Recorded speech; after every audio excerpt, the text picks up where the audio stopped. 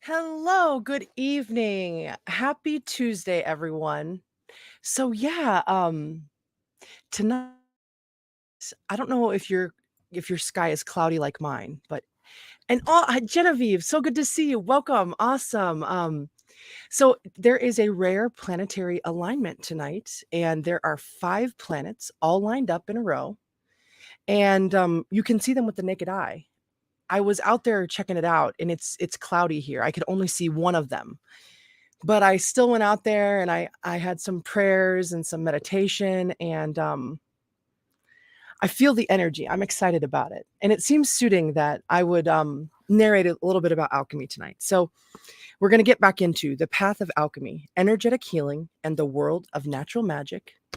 And we're going into chapter 4, a number for building new foundations, finding that alignment, which is what this whole alignment of the planets are about.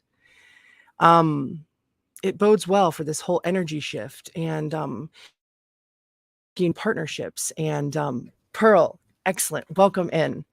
So I went live at 9:45 for the 9 for the 18 for the 9, and yeah, one of those magic numbers.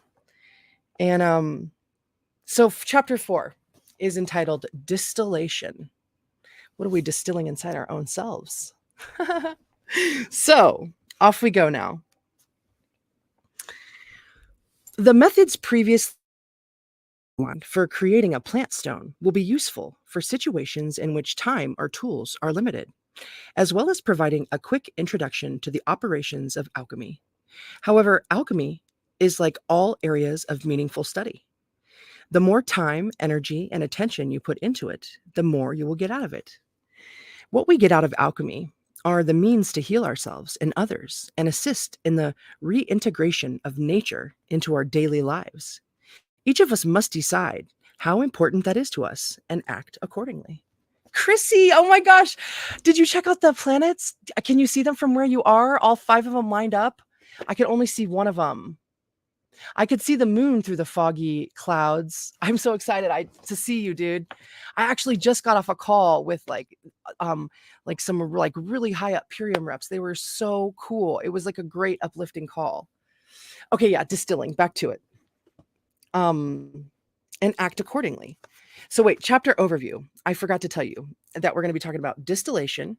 We're going to be talking about distillation of red wine, and we're going to be talking about separating sulfur from mercury in a tincture. So, to better understand the alchemical maxim, solve et coagula, it is important to undertake the process of distillation. Distillation is the heating of liquids or solids, condensing the vapor given off, and then cooling the liquid retrieved so that it is purified. In spagyric operations, our primary use for distillation is 1. To create highly pure alcohol from red wine to use as a menstruum for the creation of herbal tinctures, and 2. To separate the principal components of a tincture, or the mercury, from the sulfur. Distillation of herbal products is done at very low temperatures and can be carried out with few simple tools. Laboratory glassware to perform a simple distillation can be obtained easily and inexpensively, and speeds up the process by making it more efficient. Otherwise, the procedure described here is the same. As balls, I got this.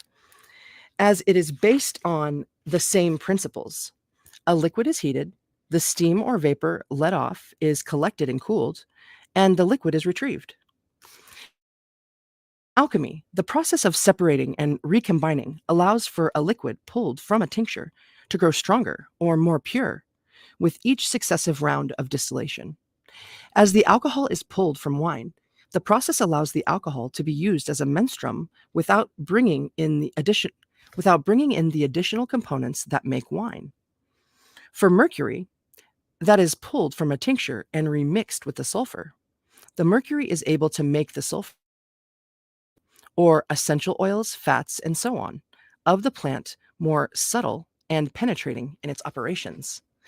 Paradox Fossils, welcome in. Dudes, welcome everyone. Happy Tuesday. It's a great day, man. Lady, all. It's such a good day. Madeep, oh my goodness, dude. Long time no see. Welcome in. Freaking awesome. All right, red wine and alchemy. Alchemy, or rather, alcohol is created by the fermentation or the decomposition of plant matter. As it decays, chemical reactions occur that transform the water released into alcohol.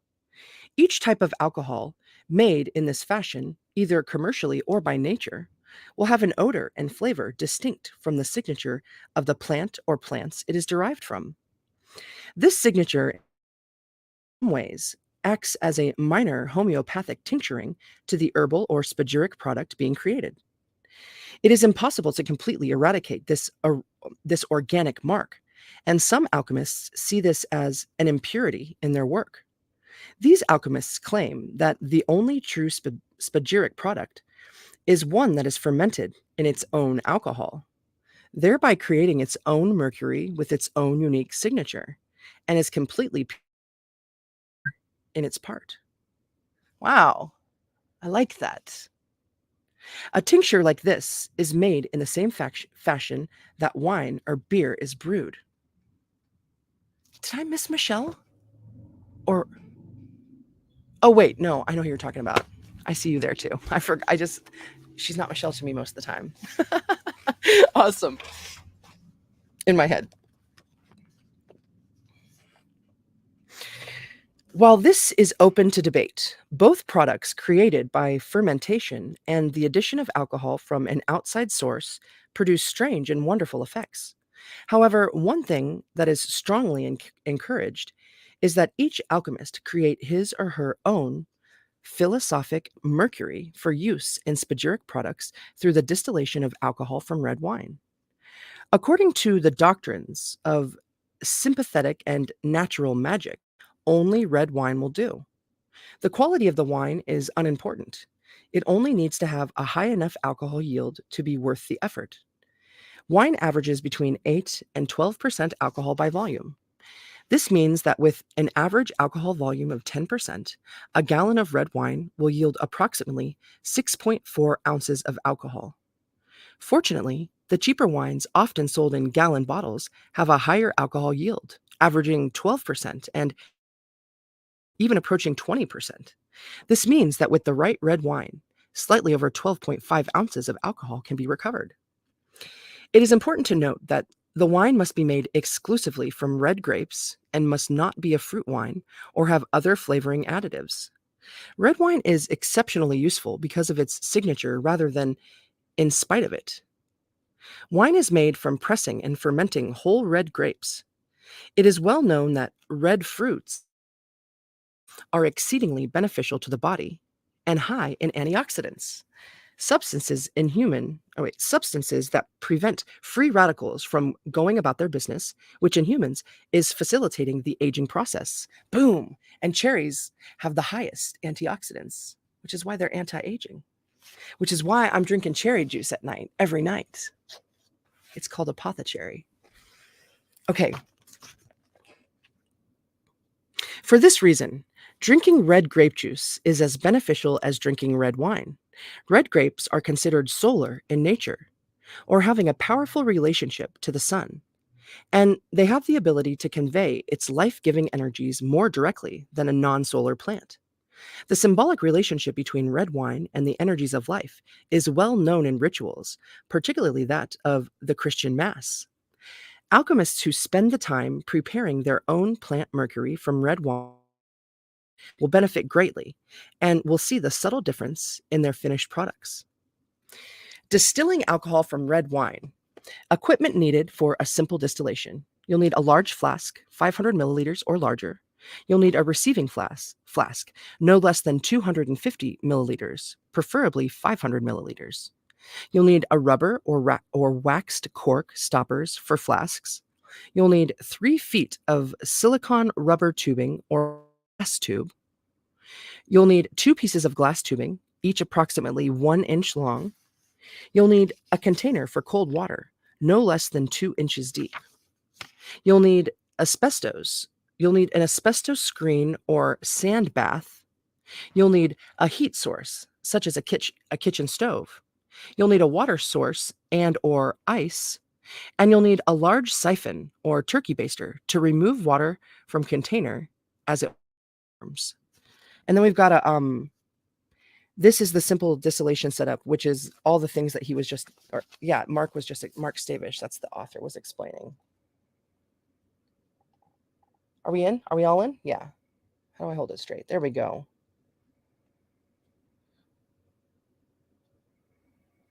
Cool.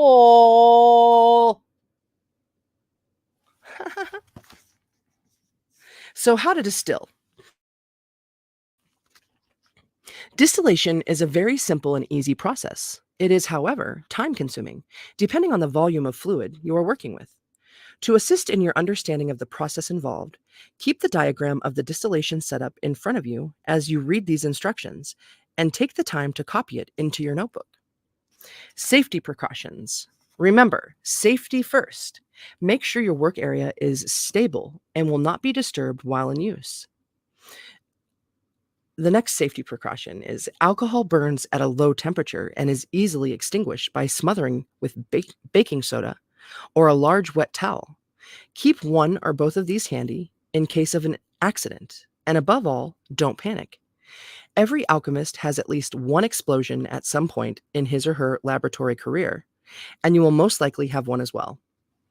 Next, do not leave your distillation unattended when it is running. Lastly, work alone. Make sure your space is free from animals, children, and prying eyes, and turn off other disturbances such as telephones and pagers. Pagers, when was this written? I gotta look it up. 1998. No. Hey, this is what the author looks like.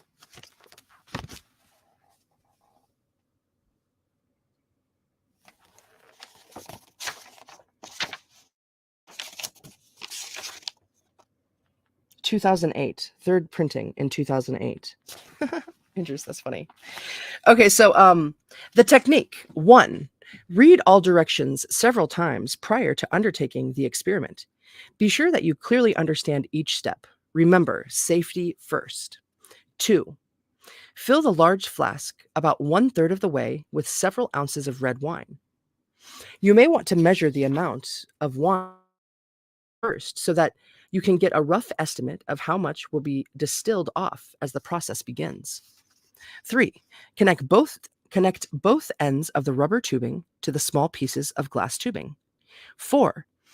Insert both ends of the tubing into the rubber or cork stopper. The stoppers may have holes already drilled in them, or you may have to make the holes yourself with a hand drill. 5. Stopper the large flask containing the red wine. 6. Stopper the receiving flask. 7. Place an asbestos screen on your gas range and put your large flask on top of it. If you do not have an asbestos screen, you can use a small Pyrex or terracotta plate filled with clean sand instead. After repeated use, the terracotta will weaken and break, so watch for cracks. The sand absorbs and distributes the heat so that the flask does not take a direct flame. It also allows for an even distribution of a gentler heat across the bottom surface of the liquid. Wow. Emoji King, welcome in, dude. Welcome that way. Good to see you. Welcome, everyone.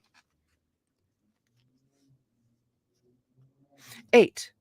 Place your receiving flask in a secure position opposite the large flask and immerse the rubber tubing in the water basin.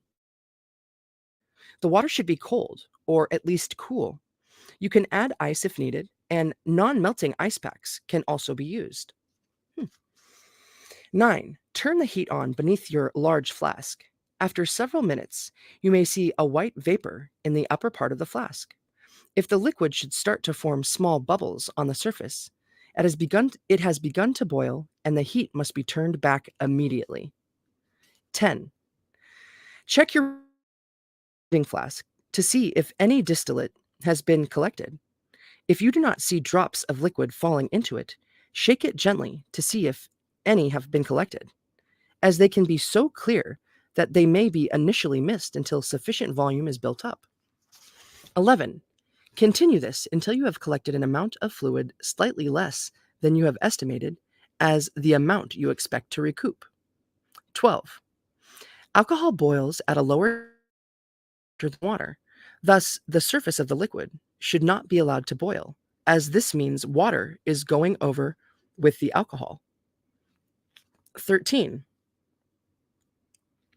After you have collected your alcohol, allow your equipment to cool. Clean it with strong soap and water and let it dry. 14. Repeat this operation until you have 4 to 8 ounces or enough alcohol to make a tincture. 15. Once you have collected your alcohol, place it in the large flask and purify it by distilling it 6 more times for a total of 7 distillations. Oh, I got some hair popping out. One sec. All right, removing the remaining water. It is impossible to make absolutely pure alcohol using this method. While the product will be very pure, possibly 90% or 180 proof or better, there is an additional operation that you will undertake to decrease the amount of water mixed with the alcohol, thereby sharpening it. 1. Place your alcohol in a jar or flask that can be tightly sealed. 2. Grind several grams of potassium carbonate and place it on a cookie sheet or pie tin in the oven for several minutes to dry out. 3. Once it is dry, open the vessel containing your alcohol and quickly pour it in using a funnel. Avoid making contact with the powder or breathing it, as it is caustic. 4. Seal the vessel tightly and let it sit overnight. 5. Distill off the alcohol. The process of repeated distillation is crucial in the making of alcohol used in spagyric products. As the vapor rises, it is highly susceptible to psychic influence and is highly charged with the environment, the attitude of the alchemist, and the astral influences of the planetary hours. Repeated separation and recombination creates a menstruum that is very sharp or acute, that is capable of penetrating the herb and extracting its sulfur. The benefits derived from this additional work will only be obvious to an experienced alchemist, someone who has realized the healing and spiritualizing value of the simple experiments given earlier and seeks to enhance them. The process of distillation works the same regardless of which tools you choose to use. The laboratory glassware listed below will make the process easier and faster, but will not alter the process. This brings up an important point. When examining old alchemical manuscripts and engravings, seek to understand the function of the tools, and then you will understand the process. In distillation, the function of a rubber tube or glass fractionating column is the same: to provide a surface for vapor to come into contact with a cooling agent, water or ice, so that it can condense into liquid. Prior to the widespread use of distillation equipment, or in the absence of running water, alchemists used a device known as a retort. A retort is a round-bottomed flask that has an opening in the top, which is closed with a glass stopper when in use, and has a long glass tube or neck running off the top at a downward angle. The length of the attached glass tube acts in the same manner as the rubber tubing or cooling column, only instead of water, air temperature is used, which produces a slower cooling cycle. So, equipment for a simple laboratory distillation train. You'll need a large flask, 500 milliliters or larger. You'll need a receiving flask, no less than 250 milliliters, preferably 500 milliliters. You'll need a fractioning column, which is glass. You'll need a thermometer. You'll need a condenser or glass. You'll need a receiver adapter. You'll need a heat source. You'll need a water source. And you'll need 2 metal stands and clips to hold glassware in place when in use. And it looks like this.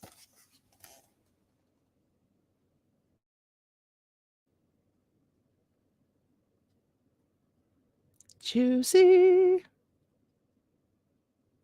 Haha. I love that the triangle too, right? Because that is the alchemical symbol for fire, right? The element of fire. You can obtain the above laboratory setup, new or used, inexpensively from several reputable supply houses, as well as from internet sources such as eBay and LabX, with costs ranging from 75 to 150 bucks. You must exercise caution in purchasing used equipment, as toxic residue may be present and may contaminate your products, making them unusable. If you purchase secondhand equipment, be absolutely positive how it was used and cleaned prior to sale and shipment. Distillation and creating a plant stone. Just as distillation can be used to produce a highly purified and psychically enriched menstruum from red wine, it can also be used to strengthen and refine existing tinctures, create elixirs, and produce higher quality plant stones. Strengthening a tincture. Method 1. 1. Place your tincture in the large flask. 2. Place pure white calcined salts in the receiving flask. 3. Distill mercury over into the receiving flask. 4. Filter the salts with fine-grade filter paper and dry them. 5. Grind salts into a powder and place back into the receiving flask. 6. Return mercury to the large flask. Mix with sulfur and repeat the process 6 more times. When working with your tincture in this manner, you must be very careful not to scorch or burn your sulfur. It will thicken and turn into a syrup, often called honey in alchemical texts, but it must not be allowed to overheat or it will be ruined. Method 2.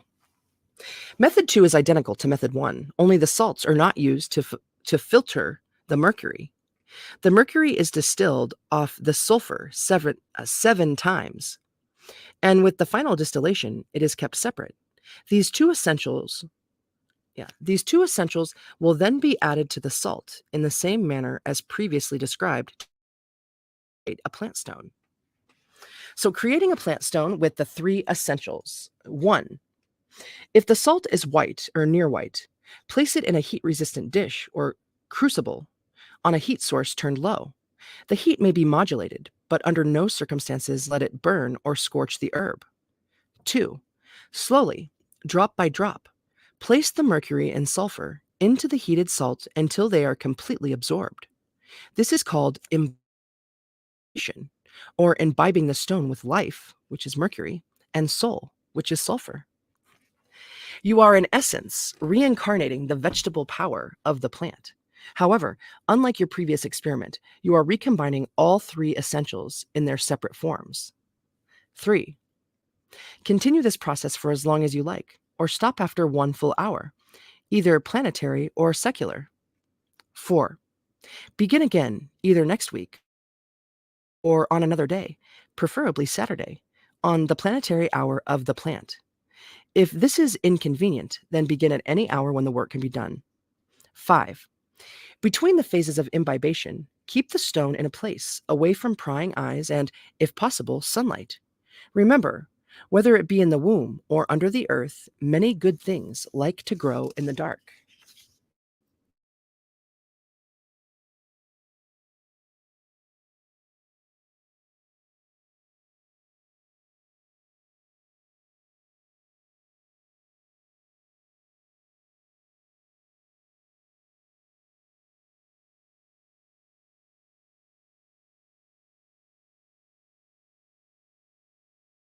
Buffering. Hey, I'm back. I don't know, I was just buffering a lot there. But hey, it's good to see you, No Caps. Good to see you. Welcome in. Um, so where am I here? I'll just start at the top of this page. 6. When the stone will accept no more liquid, place it where you can observe the changes that may take place over the next few months. 7. If possible, store the stone near a heat source, such as an incubator or near a gas oven range with a running pilot light, if one is available. 8. If the stone suddenly gels, quickly pour it out of the crucible into a thimble, as it will harden and be difficult to get out of the porcelain crucible. This hardening is desirable, compared with the softer, easily consumable stones that may appear. So creating an elixir. An elixir is a highly refined tincture or combination of tinctures in a single product. This ability to combine several spagyric products into one medicine allows for the maximum strengthening of their qualities. Here are several possible combinations based on Kabbalistic and astrological affinities. A careful study of the planets and their attributes will reveal additional areas of influence. The moon. Tinctures or elixirs from lunar plants are beneficial to work with the subconscious, hypnotism, etheric energies, lucid dreaming, astral projection, strengthening of the aura, and the neutralizing of negative karma through action on the psychic level of Yesod, eliminating the possibility of their psychic manifestation. Mercury. Tinctures or elixirs made from mercurial plants enhance the mind and communication on all levels between people and within us. Alchemical and Kabbalistic work benefits, as does all magical work involving ritual and the creation of forms and patterns, along with chanting, singing, writing, and strengthening the impact of our thoughts on the astral realm. Mercury offers initiation into the inner temple. Venus. Tinctures or elixirs made from plants ruled by Venus are beneficial to our social interaction with others and cultural, artistic, and sexual refinement. Harmonizing of inner energies, including the 7 major psychic centers, is done through Venus, and a direct inner contact with nature's hidden powers, particularly in plants, can be experienced. Venus and Mercury are in alignment right now with Uranus too. There's 2 other ones. Mars. What's the 5th planet that's in alignment right now? I can't remember. So the sun. Tinctures and elixirs made from solar plants strengthen our sense of self, assist us in understanding our relation to others in the cosmic scheme of things, and bring self-confidence to the point of pride even, so that we can undertake the great work. Boom. Solar tinctures enhance awakening of the inner alchemist, or quote, knowledge and conversation with one's holy guardian angel, end quote. Mars. Tinctures and elixirs of plants ruled by Mars strengthen the physical and psychic bodies, particularly on the level of reflex and instinct. Sexual and survival drives are enhanced, blood purified, and muscle tone increased. Mars also enhances the projection of psychic power. Jupiter. Tinctures and elixirs of plants ruled by Jupiter are beneficial to general health and well-being. They provide insight into religion, law, philosophy, wealth, rituals, and ceremonies of all kinds. Jupiter bestows divine mercy and compassion and provides for an awakening of the divine name of the Tetragrammaton.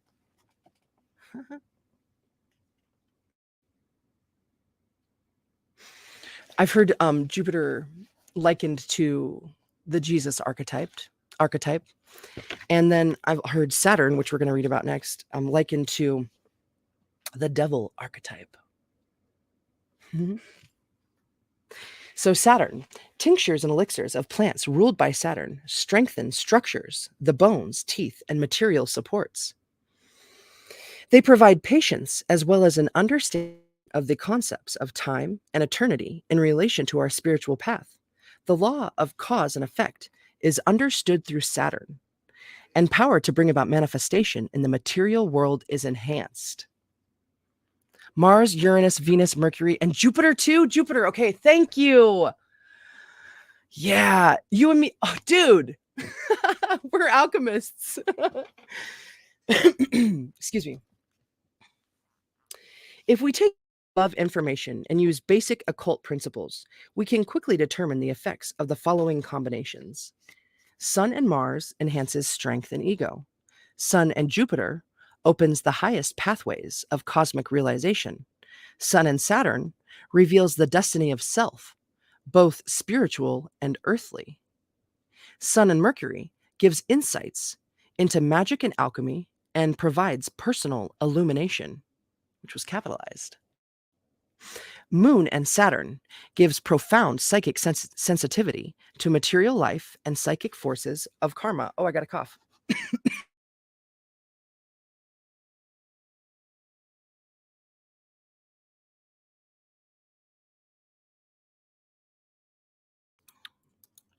Woo! Okay. Oh, I still got a tickle though, man. Where's that stuff? Oh, I think it's. Oh, it's in my moon back here.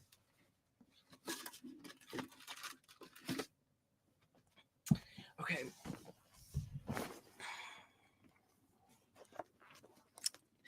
This is entertainer's secret. I got it from my grandma. She was a singer.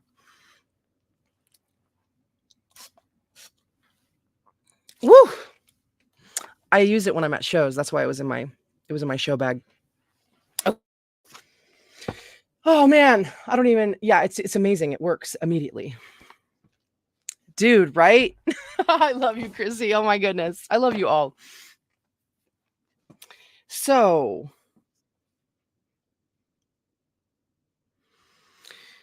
I'm gonna start. Moon and Saturn gives profound psychic sensitivity to material life and psychic forces of karma. Moon and Sun offers a balancing of inner and outer self, the alchemical marriage to a degree.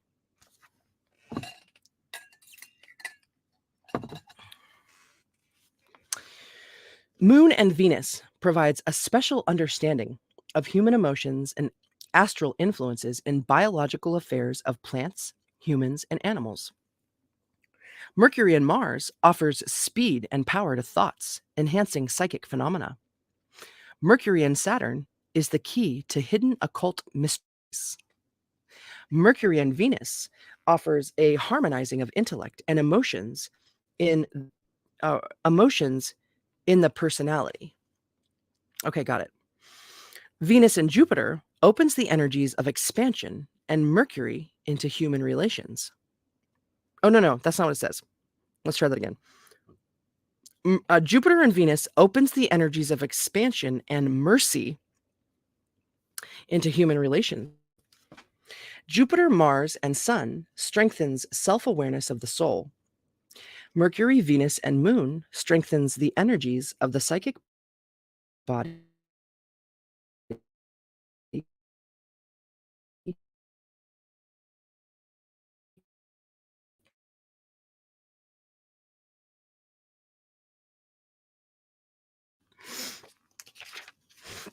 Okay, I'm back. Woo! Okay, I'm gonna read the last one again because it was very. Oh, am I glitching?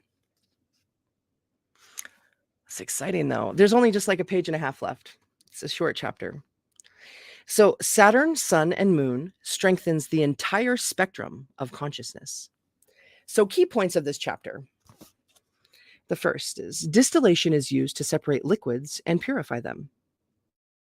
And then alcohol distilled from red wine is the preferred source of alcohol for spagyric tinctures.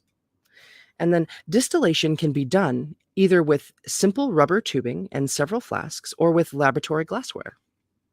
Then we have distillation allows for a product to become rarefied in its subtle energy through the principle of solve et coagula. Then we have tinctures can be distilled to separate the mercury from the sulfur. Next is the separated mercury and sulfur can be used to create stronger tinctures or a plant stone. Next, we have distillation can be used to create combinations of tinctures known as elixirs. By combining tinctures together, their subtle planetary or astral influences can be mixed in a harmonious manner. And then the last one for the key points is specific elixirs or aspiring alchemists to assist them influences of negative karmic traces. Balls, dude. Okay, back again. Mary Backwoods, welcome, y'alls. Dude, I'm just getting into the very end of this and I'm having some connection issues. Maybe it's because we've got those 5 planets all lined up. So the last key point was specific elixirs are recommended for aspiring alchemists to assist them in accessing higher knowledge, decreasing the influence of negative karmic traces, and gaining greater mastery over their inner world. So, general assignments for Chapter 4. Distill 6 ounces of alcohol from red wine and create a tincture with it. The next one is distill a tincture that you have made. Compare its effects after 4 distillations to those of the initial product. Compare the effects again after 7 distillations. We've got then make a plant stone or an elixir from the list of possible combinations. Those are the 3 homeworks or general assignments for Chapter 4. So meditation practices for Chapter 4. So distillation process and nature. After preparing yourself for meditation, continue with the following. 1. Imagine that you are sitting in a cave in a warm climate and that it starts to rain. 2. Visualize that you are among the clouds with their vapors and lightning flashes. 3. Feel the vapor condense and raindrops form. Feel the electricity in the air permeate the clouds and feel rain as it forms and begins to fall. 4. Feel the energized rain hit the earth and descend into the earth, giving its energy to the plants and other organisms. 5. Imagine now that the sun is shining. Feel the heat of the sun dry the earth, even penetrate it, drawing out the water that had seeped down into the soil. 6. Feel the water warm and turn into vapor, a mist of fog covering the early morning grass. 7. Imagine the heat increase with the onset of day. Imagine the vapor rise and return to the clouds and mingle with them. That's so good. Okay. And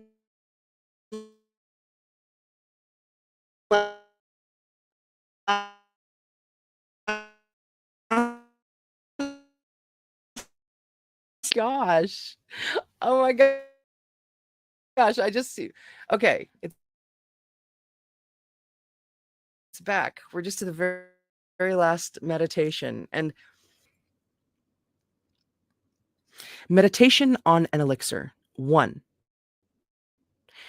Form a strong emotional concept of what you seek to accomplish by creating an elixir.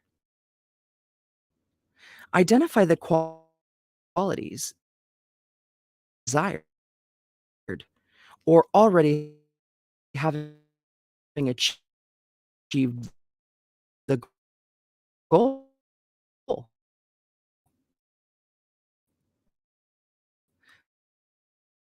3.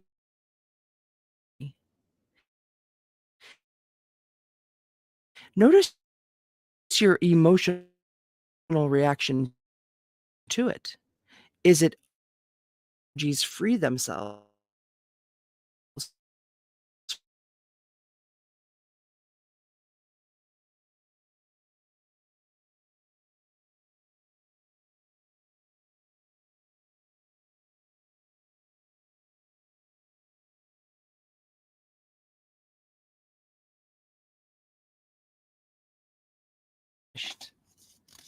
dudes? And that was Chapter 4. Thank you all so much for joining me on this awesomely auspicious day of the aligned planets to talk about distillation and be in energy together. I love you all and I thank you so much. So dang, thank you so much, YouTube, and thank you so much, StreamYard. Thank you, everyone here. Thank you to all of my family, friends, and yeah, above all, thank you, Spirit. Thank you so much. I'm so thankful. I love yous. And I'll probably be back tomorrow, but we'll do it like we feel it. Mwah. Until then, thank you.